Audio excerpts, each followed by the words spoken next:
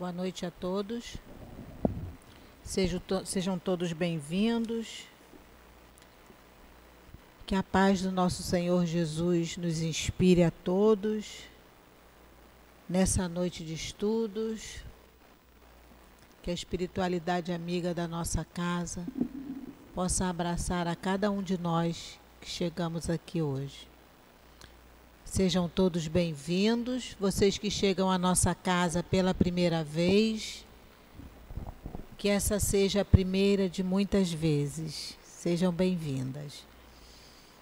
Nós vamos hoje dar continuidade ao estudo do Evangelho. Na quarta-feira nós estudamos às 10 da manhã, na reunião das 10, o Livro dos Médiuns. Às 15 horas nós estudamos o Evangelho na quarta-feira. E às 19 horas também. E o tema de hoje de estudo são os 160 anos do Evangelho. E quem vai fazer o estudo para a gente é o Guilherme Kremer. A sustentação no momento do passe é o estudo do livro Caminho, Verdade e Vida. A lição de hoje é a lição de número 157, que tem como título Faze isso e viverás. Quem vai fazer o estudo e a sustentação é a Maiara, que é trabalhadora da nossa casa. E nós temos aqui alguns avisos a serem dados. E o primeiro aviso é sobre o nosso encontro sobre Leon Denis, que vai acontecer no dia 21 de abril, cai num domingo, é um feriado. Mas como não é um feriado daqueles que a gente enforca, a maioria das pessoas vão estar por aqui. Então, estão todos convidados para que venham passar amanhã de domingo aqui do dia 29 de abril. Nosso encontro começa às 9 da manhã e vai até o meio-dia. Então, é só realmente a parte da manhã.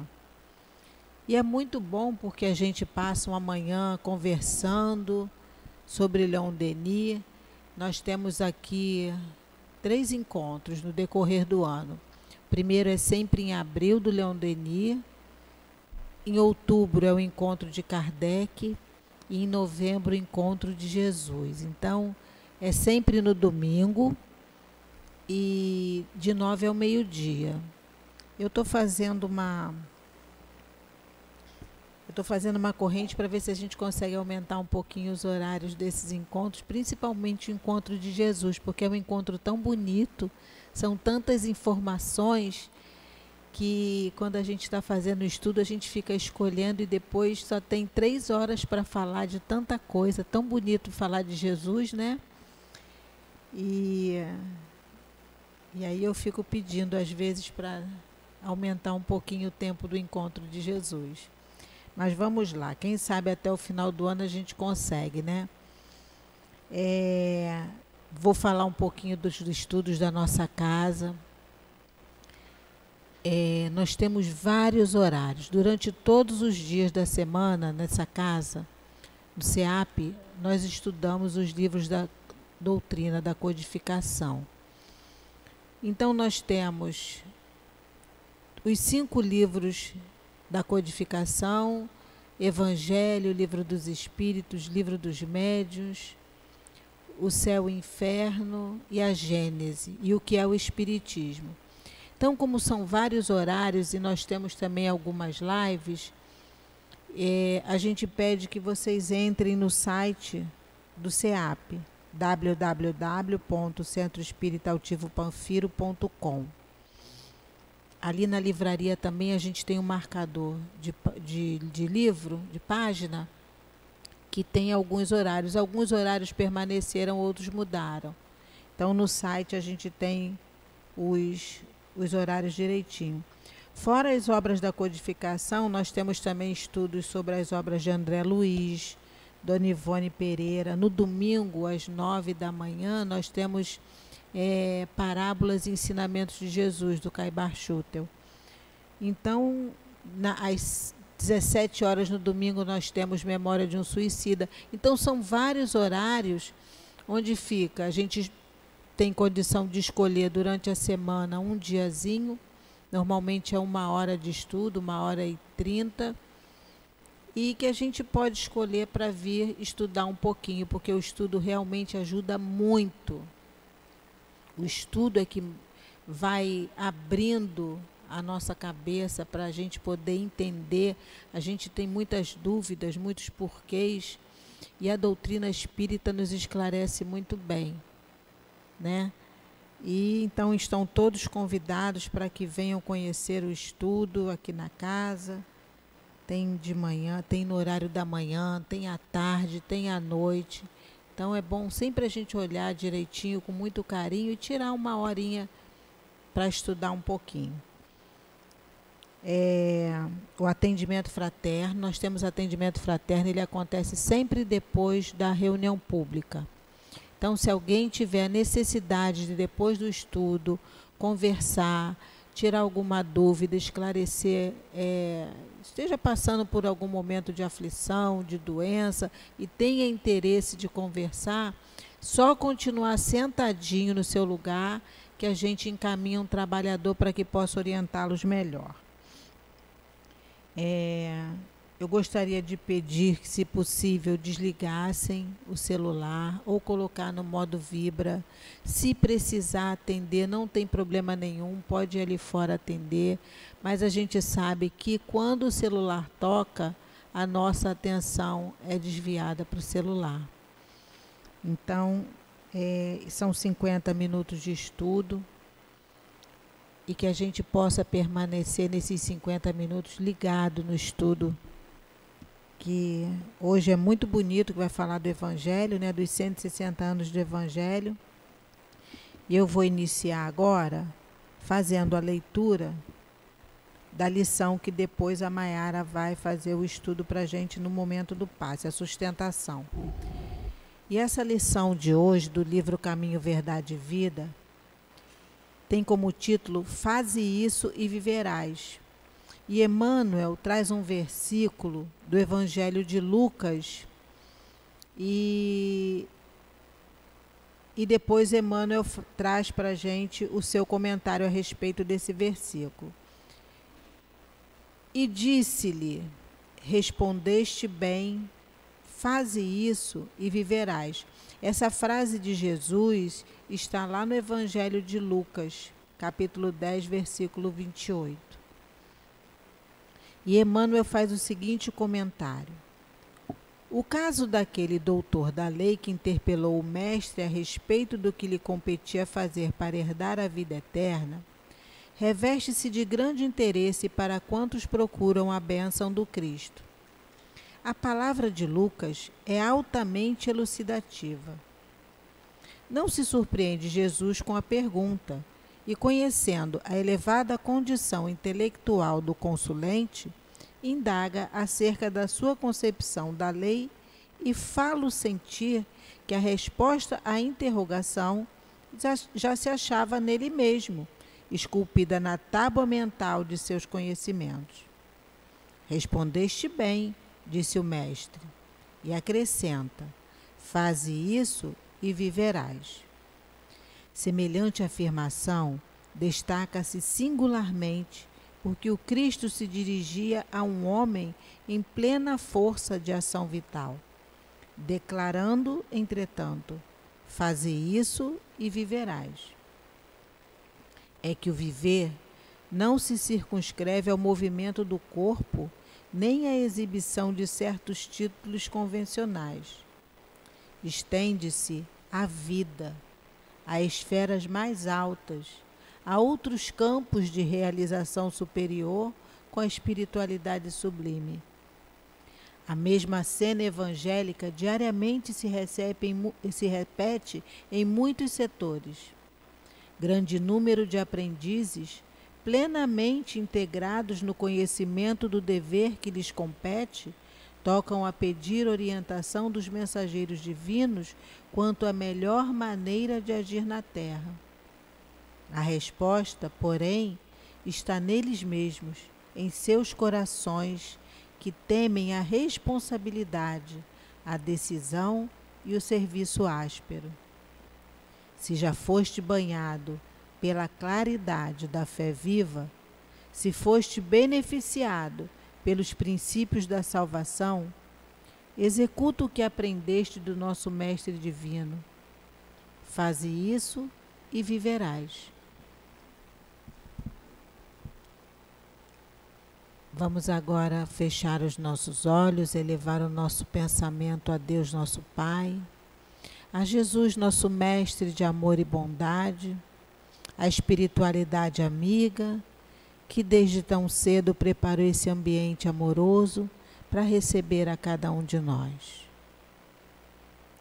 Pedimos ao nosso querido altivo, diretor espiritual da nossa casa, Dr. Herman, Antônio de Aquino e todos esses espíritos que fazem parte da coluna que sustentam a nossa casa, que possam ajudar ao nosso irmão Guilherme Kremer, que vai trazer o estudo a todos nós e a todos que aqui chegam, que possamos ficar ligados no estudo que vai ser trazido e que possamos receber do alto essas sementes de amor. Que seja em nome de Jesus, mas sempre acima de tudo, em nome de Deus nosso Pai, que possamos dar início ao estudo da noite de hoje. Graças a Deus. Então eu vou passar a palavra para o Guilherme, para que ele possa fazer o estudo dos 160 anos do Evangelho. Guilherme, o estudo vai até 10 para as 8, tá bom? Bom estudo. Alô? Tá. Então, amigas e amigos,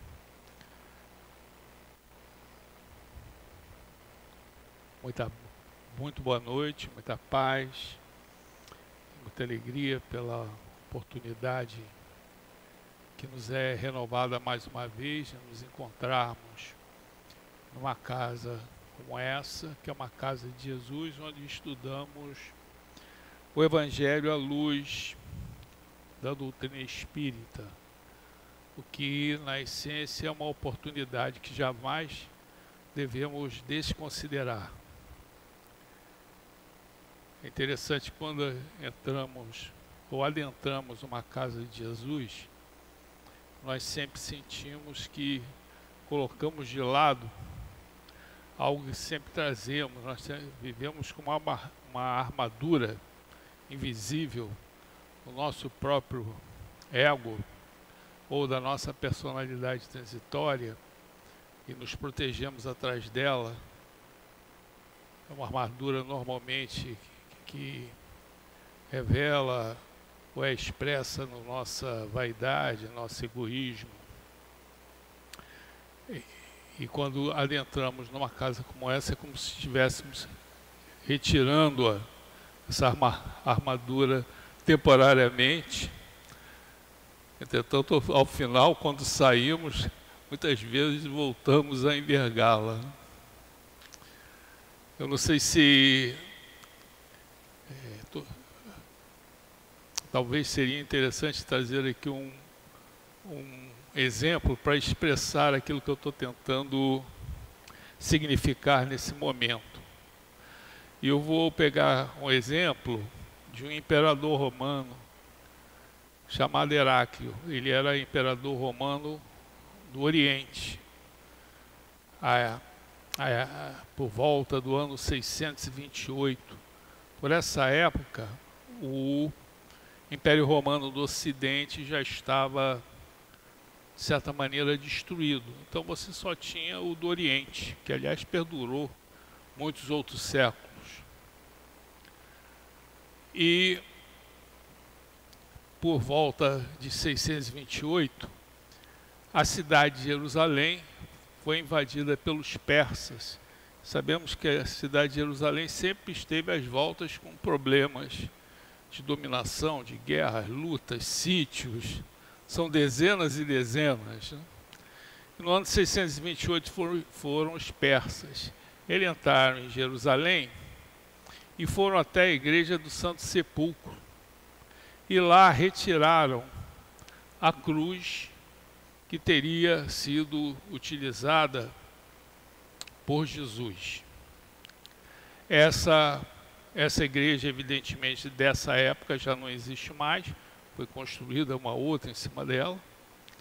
E essa cruz havia sido descoberta por volta do ano 325, quando a mãe do imperador romano Constantino, que foi um imperador que chegou ao poder no ano 312, ele enfrentou uma luta em que a vitória seria muito improvável, o seu exército era bem menor, porque o Império Romano estava acéfalo. Ele tinha 2 Augustos e 2 Césares, e como o Augusto principal desencarnara, se afastara, ficou uma luta entre eles para saber quem ia ser o Augusto maior. E ele foi até Roma, e na Ponte Milvio iria se travar uma batalha contra o imperador que estava em Roma, e Augusto, chamado Magêncio. Constantino sabia que as suas forças eram menores, estava muito preocupado, mas diz a história que ele teve um êxtase, viu uma luz solar, enfim, uma orientação de que ele devia gravar as iniciais de Jesus nas flâmulas, escudos dos seus soldados, da cruz, e assim ele teria sucesso. Quando ele voltou a Assis, chamou seus comandados e procedeu então essa orientação que recebera durante esse êxtase. E acabou vencendo uma luta improvável e se tornou o grande imperador romano. Trouxe logo a liberdade religiosa. Ele nunca foi cristão. Ele trouxe apenas a liberdade religiosa, o que era muito importante, até porque ele tinha simpatia pelos cristãos. Ele só foi se tornar cristão mesmo já ao final da vida, né? Estava doente, aí resolveu se converter, né? Mas a sua mãe era cristã e, se utilizando evidentemente do seu poder, resolveu ir até Jerusalém para procurar resguardar aqueles pontos importantes em que Jesus havia peregrinado, vivido. Ela conseguiu encontrar o Gólgota, que é aquele monte da caveira, conseguiu achar o túmulo de José de Arimateia, que emprestou para abrigar Jesus, senão Jesus teria ficado naquela cruz morto.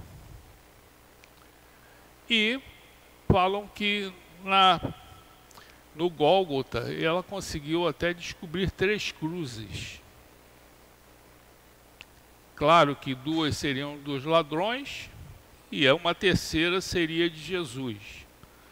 Existe uma lenda que fala que ela ficou em dúvidas, porque não existia aquela tabuleta, né, Rei dos Judeus, que identificaria a cruz de Jesus. E ela teve então uma sacada que eu acho bastante relevante, até porque por essa razão ela é até considerada santa pela Igreja Católica, Santa Helena. Ela, para descobrir qual era a cruz de Jesus, ela mandou vir uma pessoa doente, veio uma mulher. E aí ela deitou essa mulher numa cruz, não teve efeito nenhum. Cruz do ladrão. Manda embora, joga fora. A segunda também.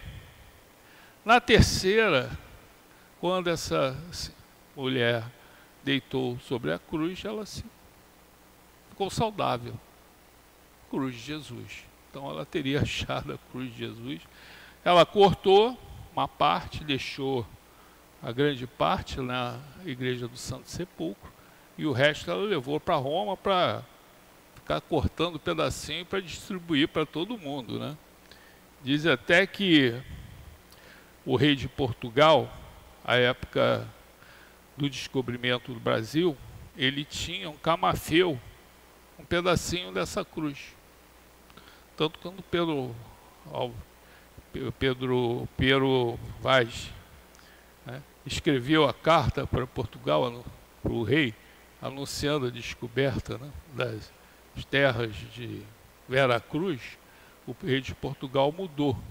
Porque ele falava que a única Vera Cruz era a cruz que ele tinha com ele. Aquela ali seriam terras de Santa Cruz. Vera Cruz é minha.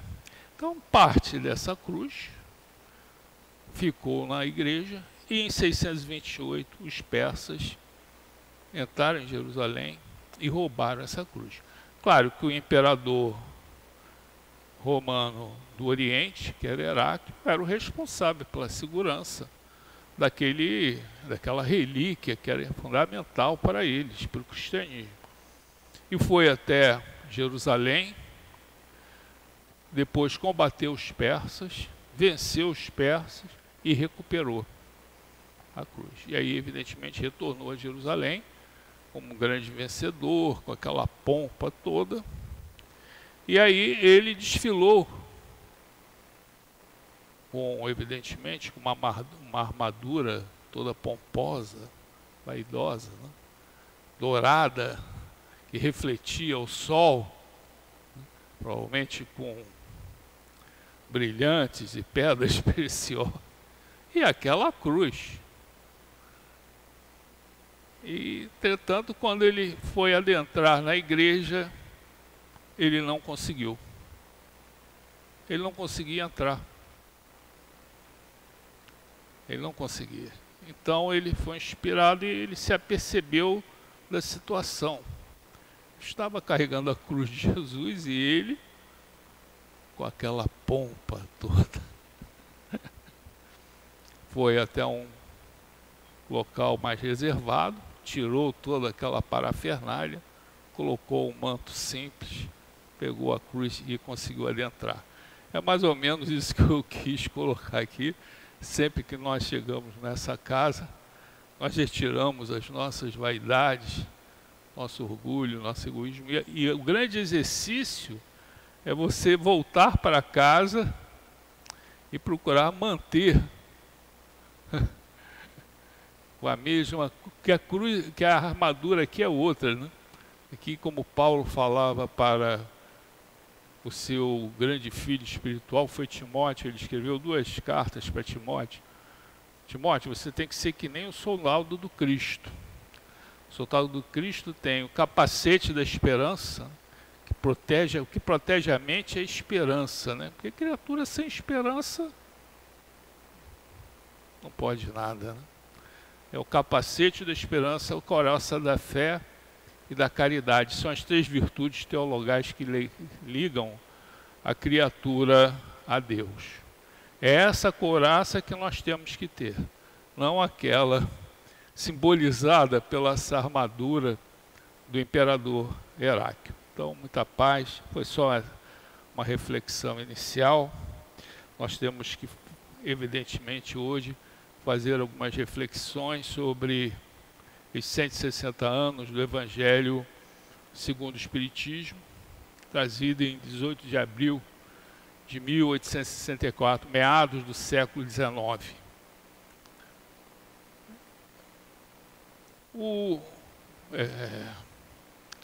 Pietro Baldi foi um grande pensador italiano.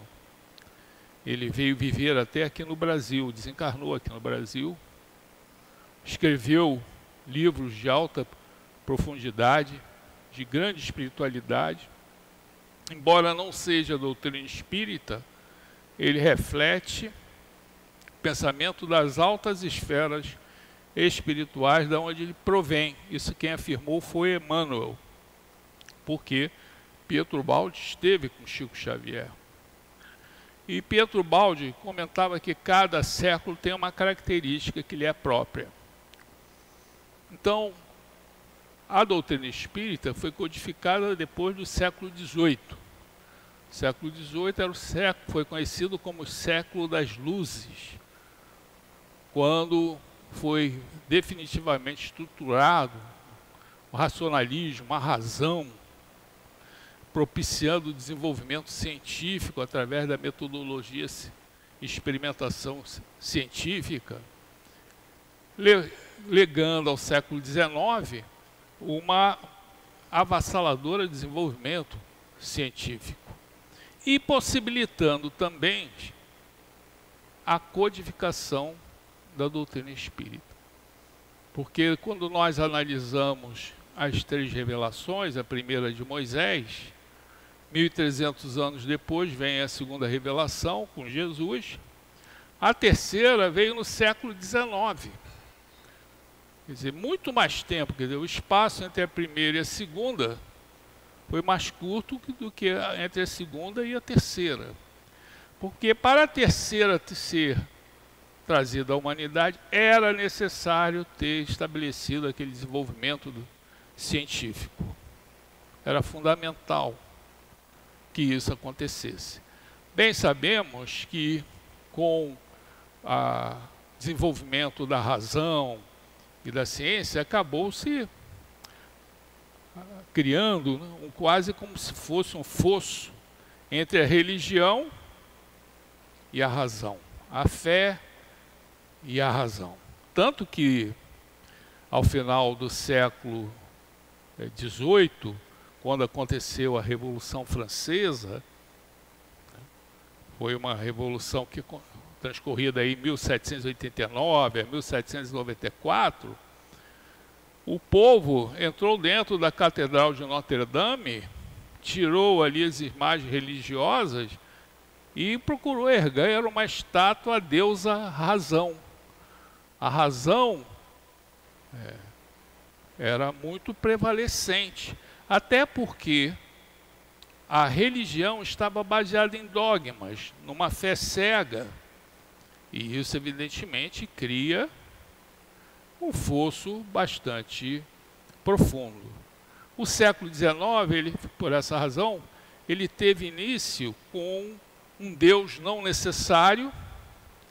E tem uma passagem que reflete bem essa questão de um Deus não necessário, que foi o que aconteceu com o maior cientista francês, Pierre-Simon Laplace. Laplace era como se fosse o Newton inglês. Ele escreveu sobre mecânica celeste, era um físico brilhante, e queria alcançar, evidentemente, a nobreza e conseguiu. Ele acabou se tornando um marquês. Ele queria, de qualquer maneira, isso. Ele, para obter isso, ele levou o primeiro volume do seu livro sobre a mecânica celeste. Ele escreveu 5 volumes em 30 anos sobre a mecânica celeste. E ele levou para o imperador Napoleão, para mostrar que ele merecia receber uma condecoração bacana. E aí Napoleão, claro que não ia ficar lendo aquilo, né? Deu uma olhadinha assim na introdução, né? Como muita gente faz de um livro, deixa eu ver essa introdução para ver o que vem aí, né? E deu uma visada, e aí você percebeu de algo, porque Laplace estava falando dos astros, do firmamento, e Napoleão não encontrou a palavra Deus. E aí perguntou para Laplace: olha, tudo bem, vou ler depois. Claro que não queria ler depois, mas achei interessante porque você não mencionou a Deus. E aí Laplace daria uma resposta que é famosa, né? Não, eu não tive necessidade dessa hipótese. Então, o século XIX tem início com um Deus não necessário. E se encerra com uma filosofia dos pessimistas, aqueles que advogavam a morte de Deus. Então, o século XIX começa com um Deus não necessário e se encerra com a morte de Deus, muito caracterizado por um filósofo que acabou desencarnando, de certa maneira desequilibrado, que foi Nietzsche. Vocês façam até uma extrapolação que por volta aí de 1910, foi lançado o Titanic. Quando o Titanic foi lançado, era a grande obra da época, qual era a afirmativa? Nem Deus afunda. Foi só na primeira viagem, né? Não chegou nem ao final da primeira viagem, pegou um iceberg e acabou indo ao fundo. Então, dentro desse cenário, surge então, em 1857, a doutrina espírita. Allan Kardec foi o seu grande missionário. Vivera anteriormente, 400 anos antes, na personalidade de Jan Hus, que foi o precursor da reforma. Acabou, evidentemente, morto na fogueira. Sabemos que os livros de Kardec foram queimados em Barcelona. Se ele estivesse lá, também ia ser queimado. Por sorte, foram queimados apenas os seus livros. E então, em 18 de abril de 1857, num sábado de primavera, lá na livraria Dantu,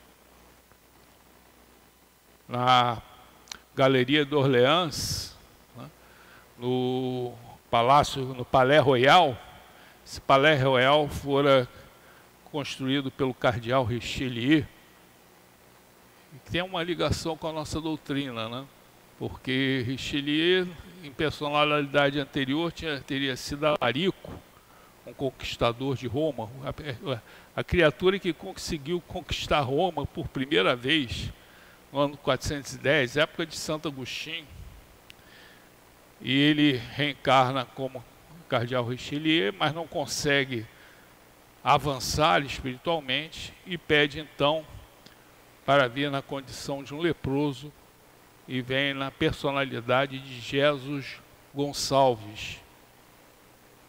Então,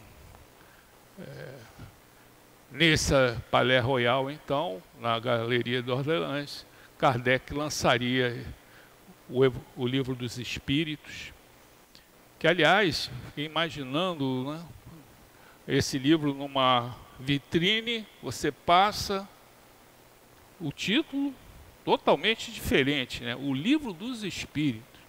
Imaginem se vocês passando, né, em Paris, no meados do século XIX, Livro dos Espíritos. O autor, pseudônimo, Allan Kardec. Aí você abre nos prolegômenos, que procura apresentar um resumo da ideia do livro. Estavam ali assinaturas dos grandes espíritos da humanidade, né? Platão, Santo Agostinho, tão reverenciado por Allan Kardec. Depois ele lançaria o Livro dos Médiuns, e aí nós temos que ressaltar a grande ligação que Allan Kardec sempre fez com relação à mediunidade. Porque a doutrina espírita é uma doutrina espiritualista. Existem outras? Sim. A Rosa Cruz, por exemplo. Quem desce aqui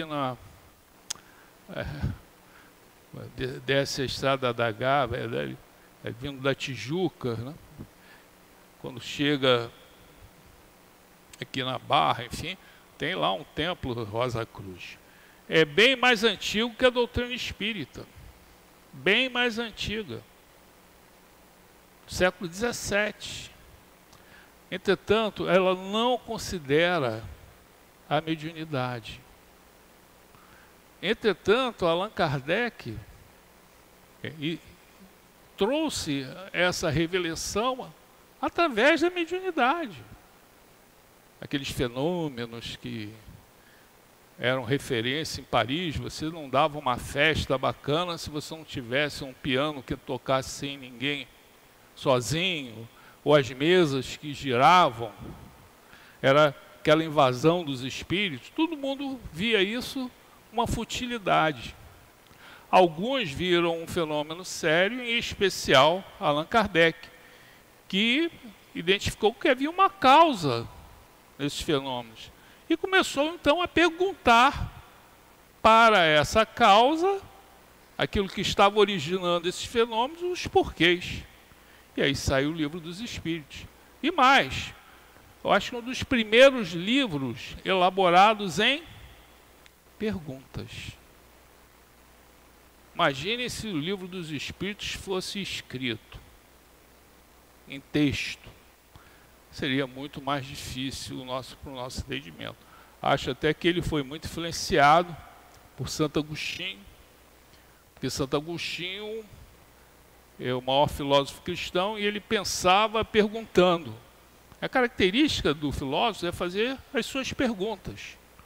Por essa razão ele facilitou muito a nossa vida ao publicar o Livro dos Espíritos baseado em perguntas. Depois ele lançou, evidentemente, o Livro dos Médiuns, fundamental.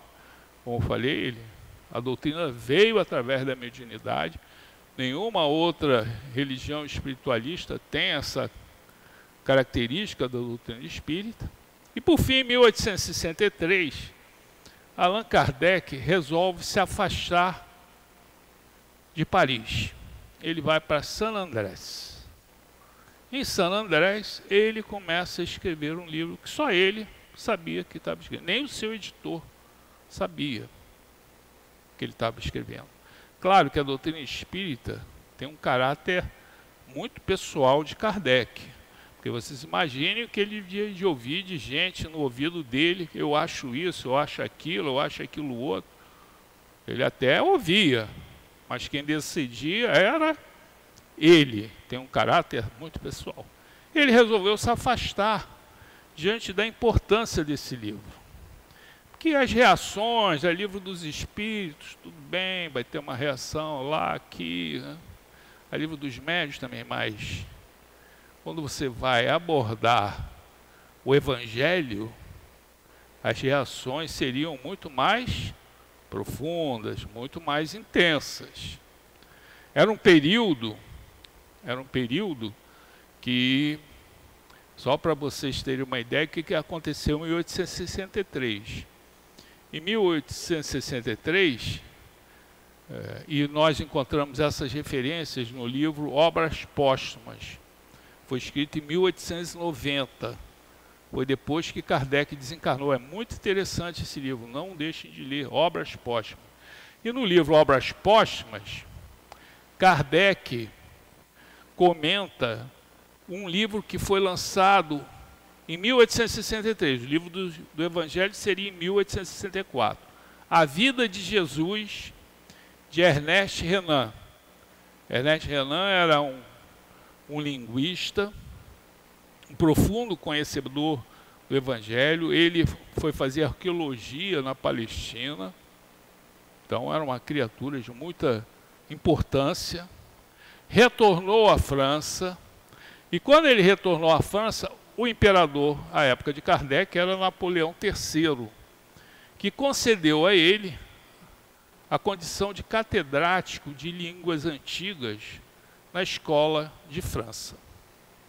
E naquela época, você fazia uma grande cerimônia para que esse catedrático assumisse a batuta. E era quase um grande acontecimento. E Ernest Renan começou o seu discurso da seguinte maneira: Jesus foi um homem inigualável. Jamais alguém foi como ele. Ele foi demitido no dia seguinte por Napoleão III, por uma razão muito simples. Ele nem chegou a tomar posse. Tiraram você não vai tomar posse, não. Por quê? Jesus era considerado, e ainda o é, pela maioria da cristandade, como Deus.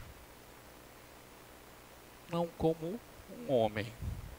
Então, esse era o cenário que foi trazido do Evangelho segundo o Espiritismo. Esse livro, A Vida de Jesus, ainda tem à venda, ele é um grande sucesso literário, foi vendido já em dezenas de línguas. É um livro muito bonito. Os espíritos falaram para Kardec, porque Kardec perguntou para os espíritos: esse livro, qual vai ser o efeito do livro de Ernest Renan no livro que eu estou escrevendo, no Evangelho segundo o Espírito? Muito grande. Ele vai ser como um desbravador.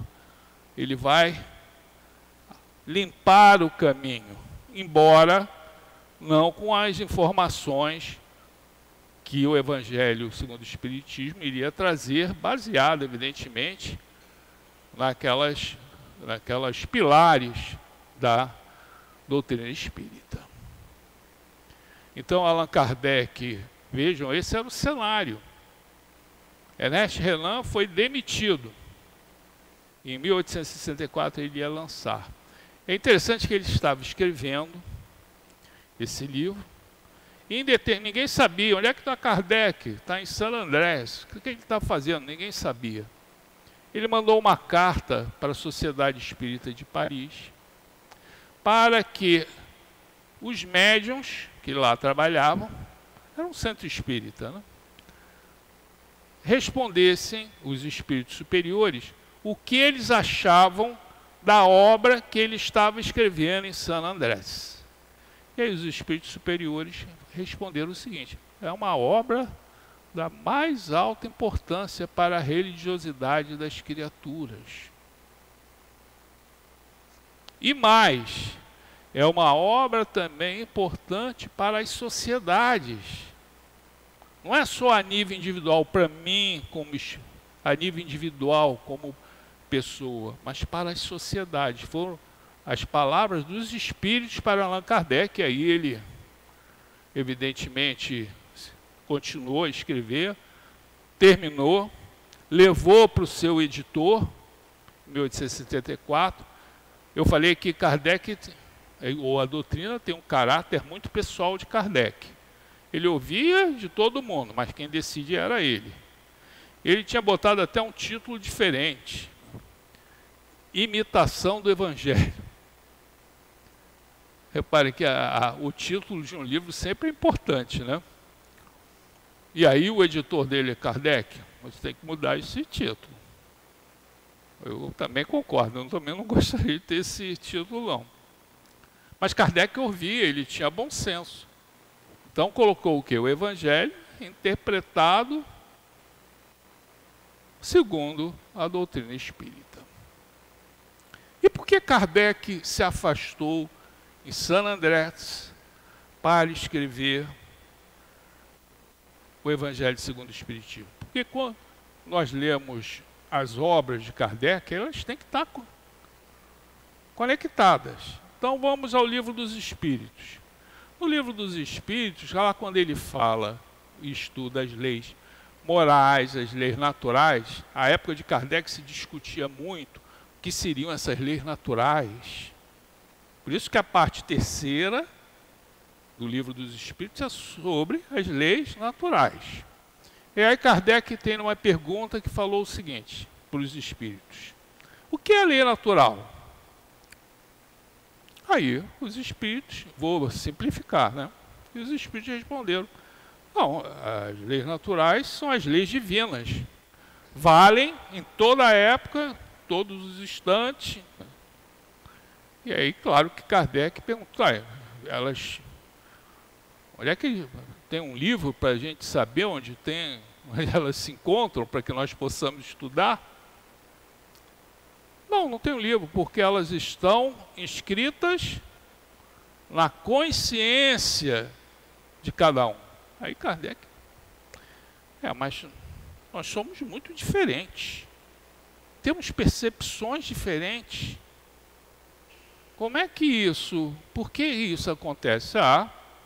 Porque o homem se esqueceu dessas realidades. É só você ter olhos de ver a vida para você entender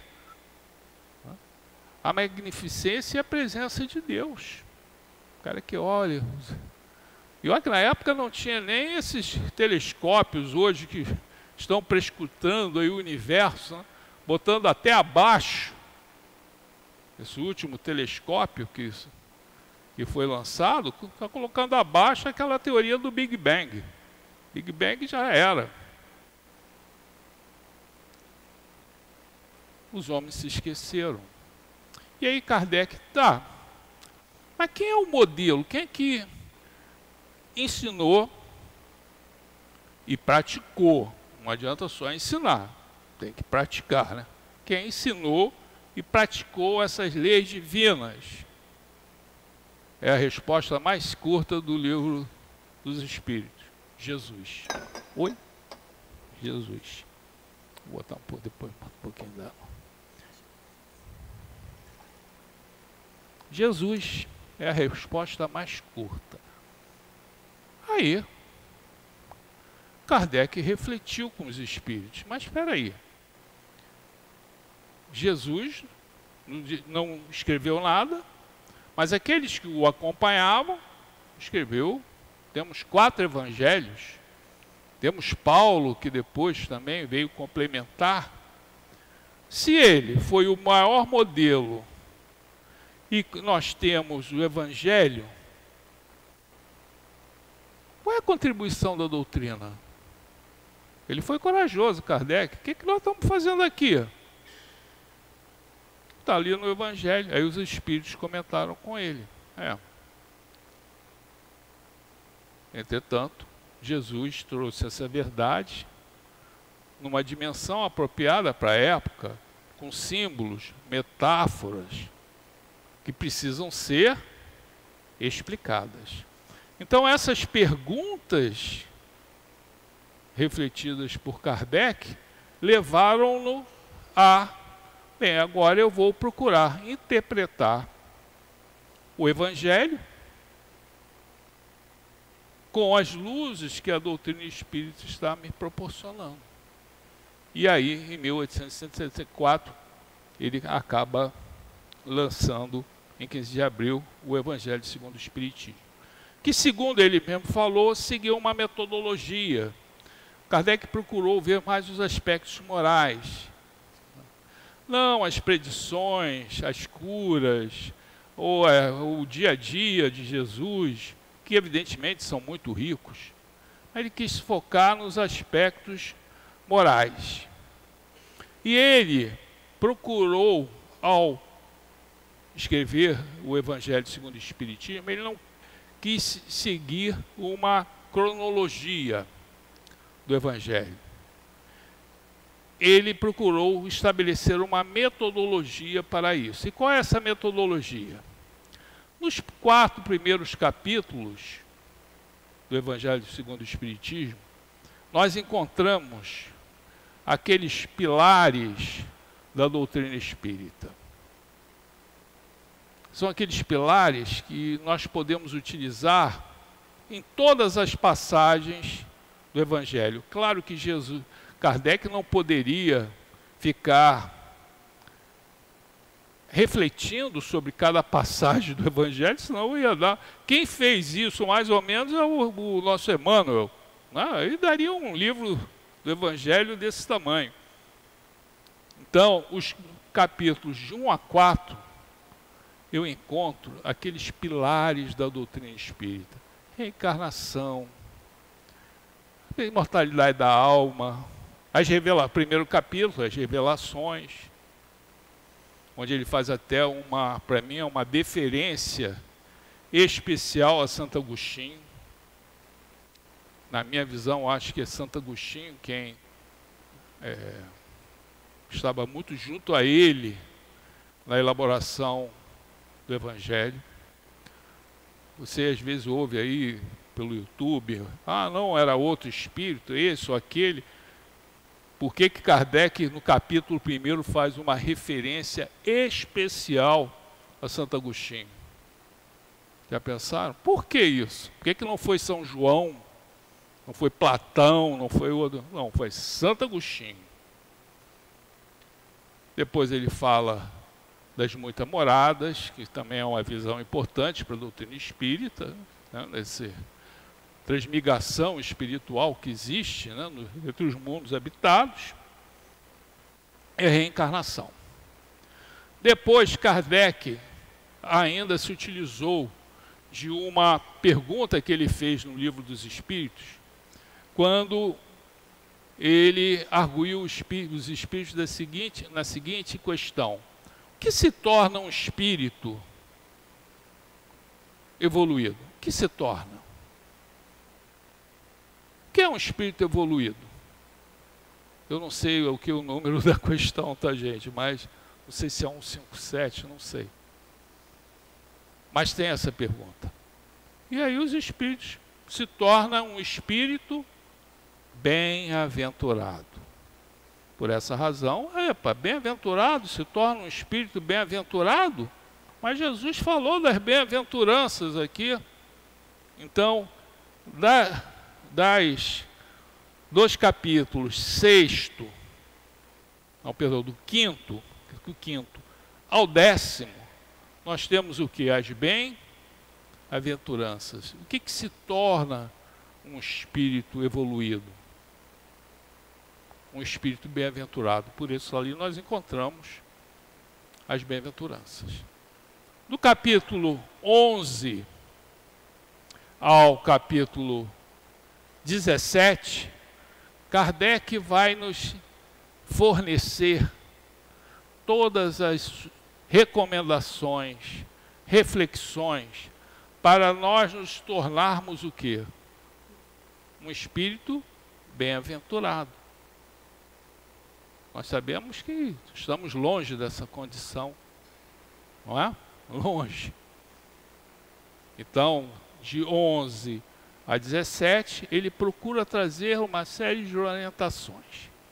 Mas lembrando ainda aquela mensagem daquele espírito superior, quando Kardec, lá em San Andrés, perguntou qual é a importância desse livro, e aí os espíritos, fundamental para a espiritualidade, mas para as sociedades também. Então, quando você pega do capítulo 18 ao 26, ali estão instruções para a nossa vida em sociedade, em relação. São orientações bem definidas para a nossa vida em comunidade, em relação àquilo que os espíritos tinham falado. Esse livro vai ser importante para a nível individual, sua, e você se tornar um espírito bem-aventurado, como também para os mecanismos que regem as comunidades, os agrupamentos, as famílias. E por fim ele finaliza com aqueles 2 capítulos que nos falam da nossa união com o Pai, através da oração, quando ele, no penúltimo capítulo, é o pedir e obtereis.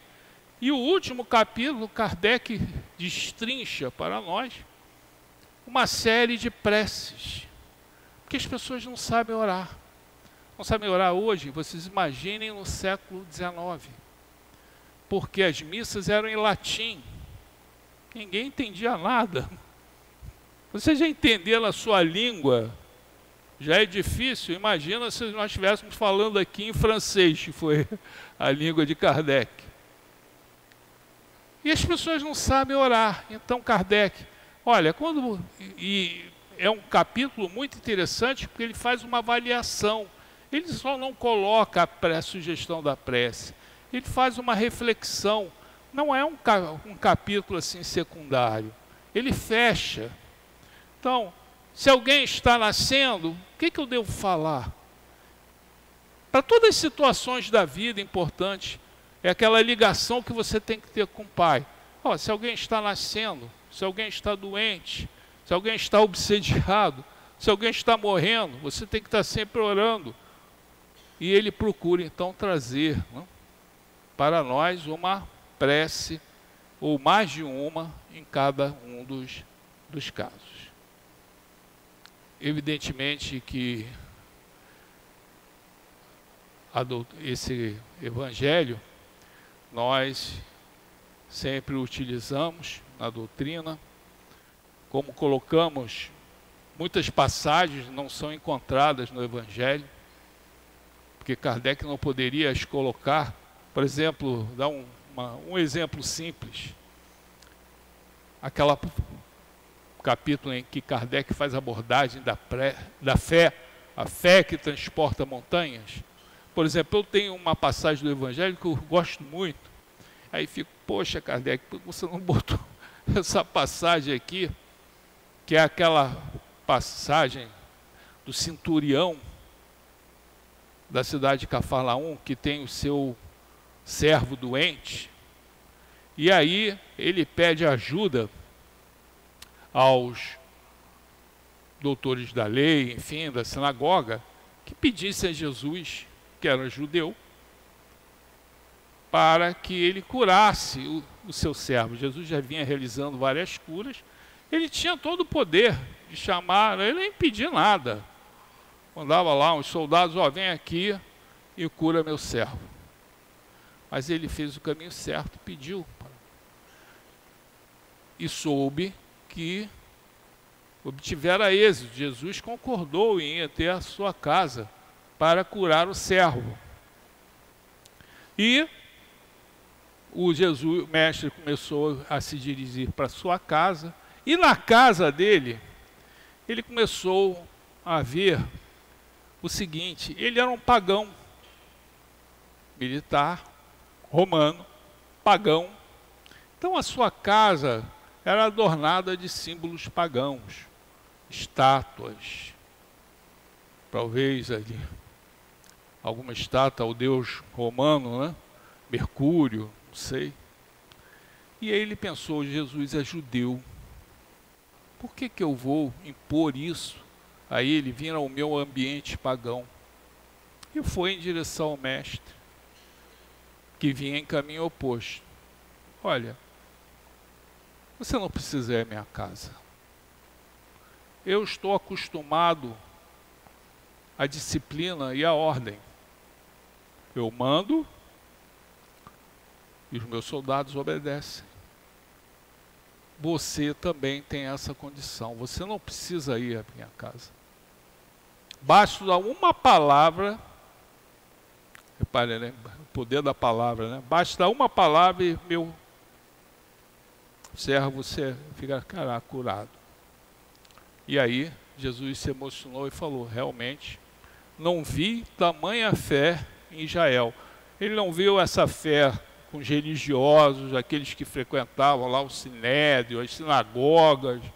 Não, foi achar essa fé num romano, um soldado romano, pagão.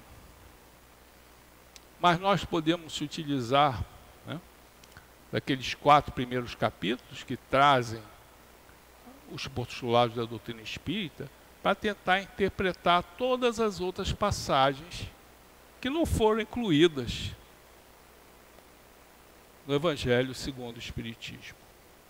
Embora toda essa metodologia, podemos continuar a fazer aquela abertura ao acaso, né? Porque nós, quando estamos reunidos, abre aí o Evangelho.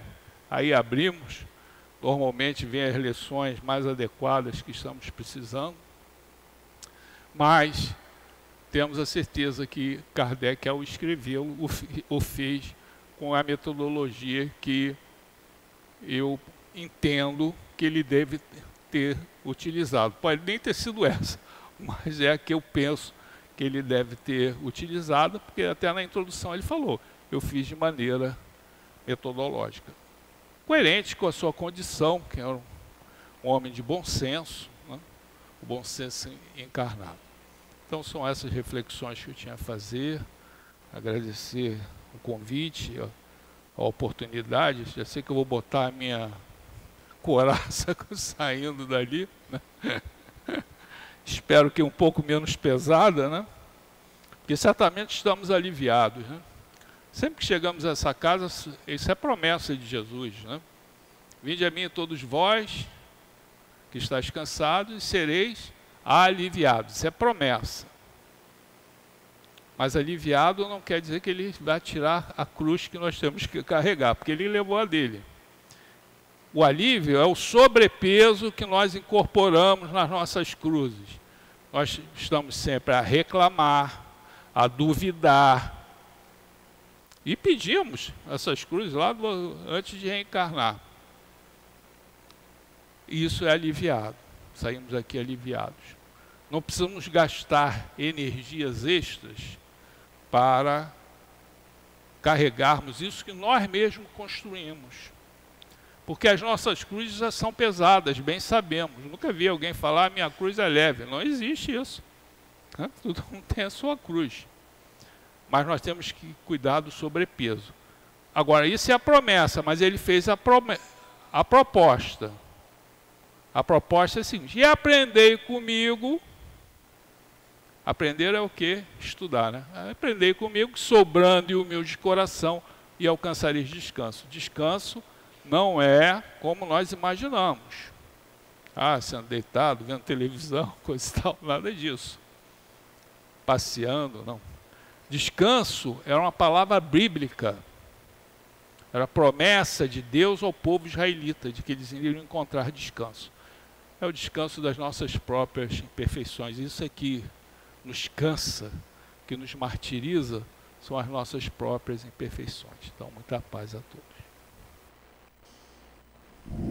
Obrigada, Guilherme, pelo estudo. Nós vamos passar agora para o segundo momento, o momento do passe. Eu vou pedir, por favor, aos médiuns que se coloquem. Vocês que vão receber o passe, vocês que já receberam o passe lá na sala do tratamento. Lembrando sempre que o trabalho continua aqui no nosso salão, a espiritualidade continua a trabalhar.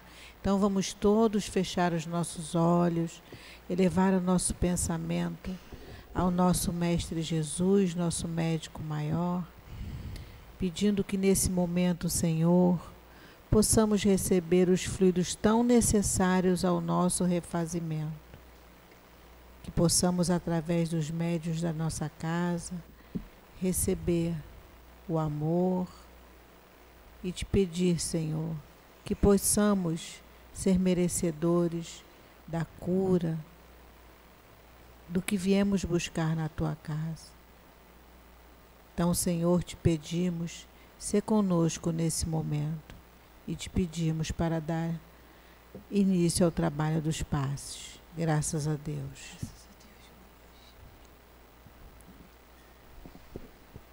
Nessa passagem, um doutor da lei pergunta a Jesus o que ele precisaria fazer para herdar a vida eterna.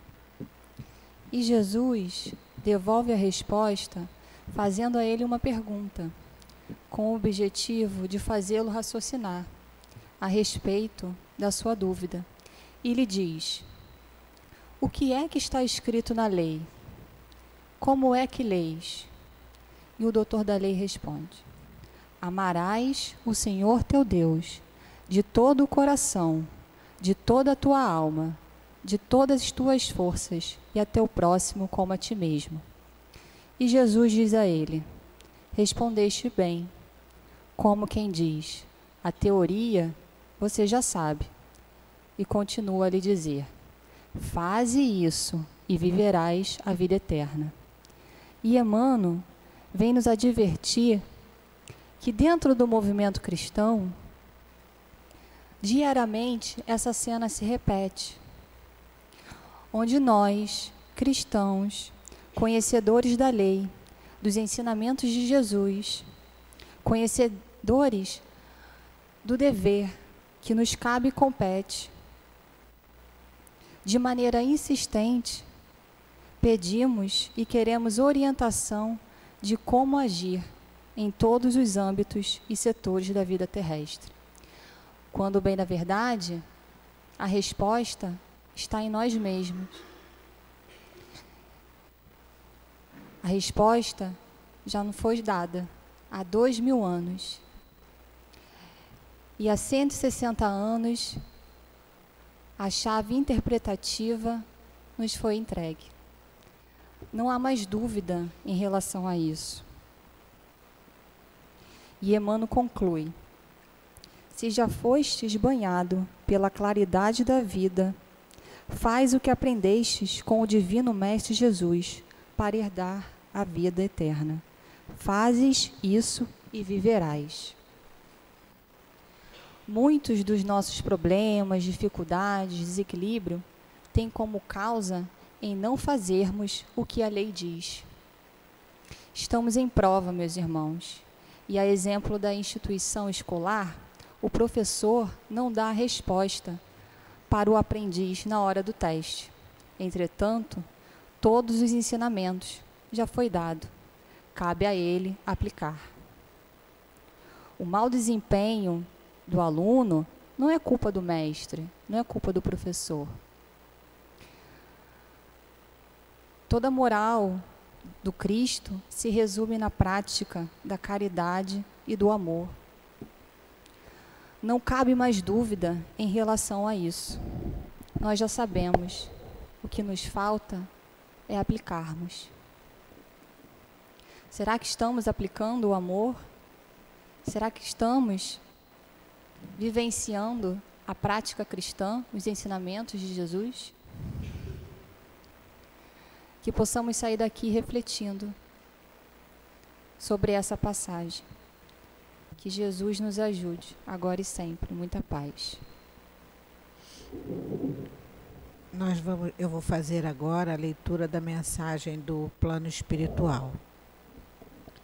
Caminhemos juntos na seara do Cristo, na certeza de que somos todos irmãos e unidos podemos fazer o melhor. Juntos não desistiremos. Não vamos esquecer que somos todos encarnados e desencarnados filhos de Deus, Pai de amor e de misericórdia. Todos estão em crescimento moral e intelectual. Todos são capazes de progredir. Todos estão em um mesmo caminho rumo a Jesus. Caminho este que os levará até o Pai de puro amor. Lembrando que todos são passageiros no mundo dos encarnados, onde passarão um bom tempo para se quitarem com a lei divina. Um dia retornarão à pátria celestial.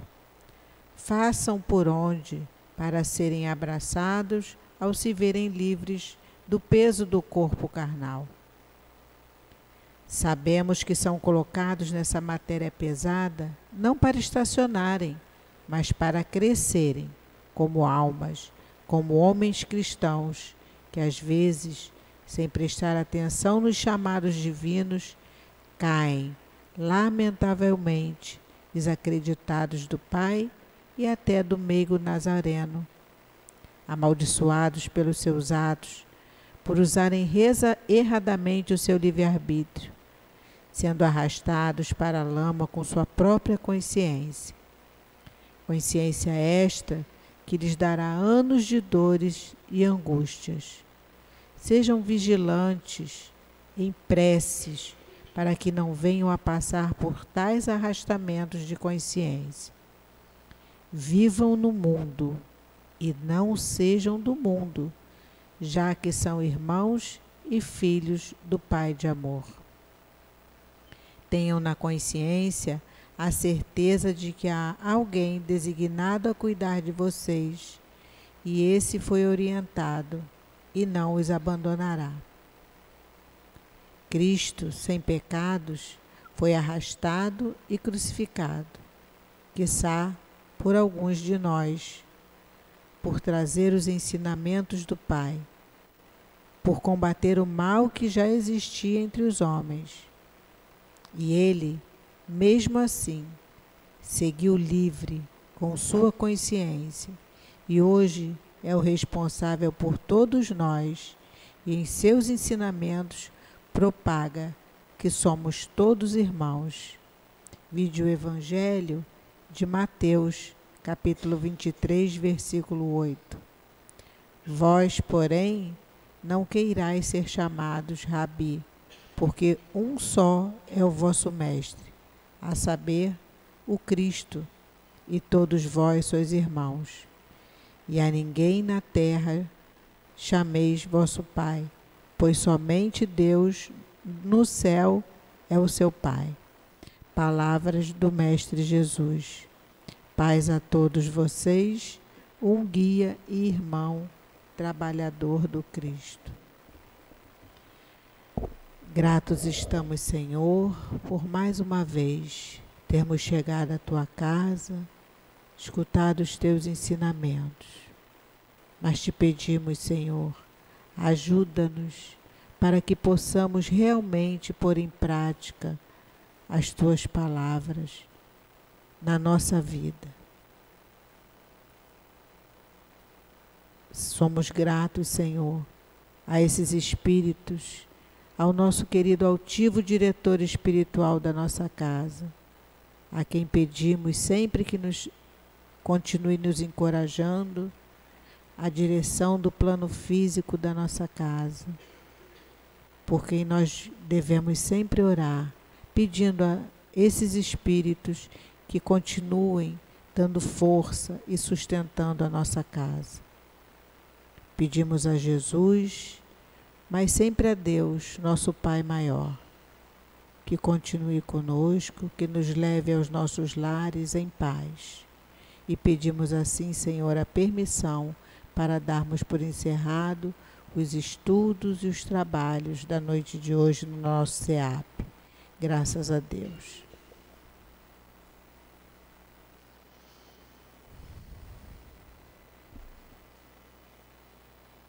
SEAP, Centro Espírita Altivo Panfiro.